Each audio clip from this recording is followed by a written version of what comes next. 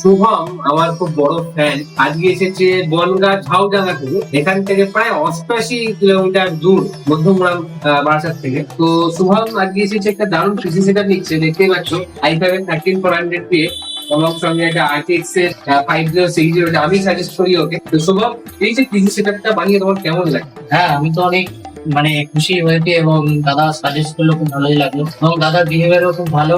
আমাকে অনেক হেল্প করেছে এই সেটআপটা সম্বন্ধে, অনেক কিছু জানিয়ে আমার খুব ভালোই লেগেছে। তো দাদা পরে আবার আচ্ছা, সঙ্গে ও খুব সুন্দর একটা এলজির 2K মনিটর নিয়েছি, দেখতেই পাচ্ছ।